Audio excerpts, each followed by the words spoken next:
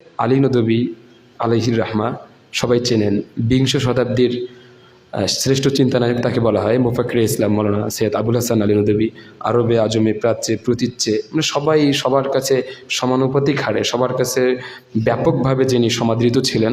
তো আলী নদভী আলাইহির রাহমার একটা কথা আছে, সে কথাটা হচ্ছে উনি বলছিলেন যে একটা জাতি, একটা নেশন সেই সময়টা সমৃদ্ধি লাভ করে যখন সেই জাতির তরুণরা, যুবকরা তাদের শিকড়ের সন্ধান খুঁজে পায়।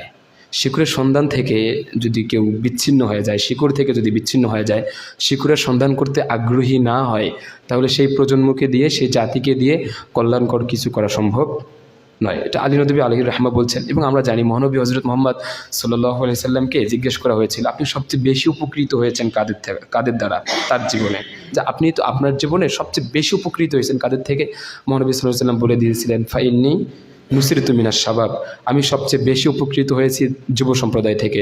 তো আজকে যদি আমরা আমাদের যুব সম্প্রদায়কে একটু বিশ্লেষণ করি, তাদেরকে পাঠ করার চেষ্টা করি, তাহলে আমরা দেখতে পাবো আমাদের যুব সম্প্রদায়, আমাদের যুব সমাজ একদম শোচনীয় একটা অবস্থা পার করছে, একদম খুবই ক্রিটিক্যাল একটা অবস্থা পার করছে। এমন যুব সমাজ, এমন যুব সম্প্রদায় দেখলে হয়তো মহানবী হযরত মুহাম্মদ সাল্লাল্লাহু আলাইহি সাল্লাম খুবই পরিতাপ এবং আক্ষেপ করতেন।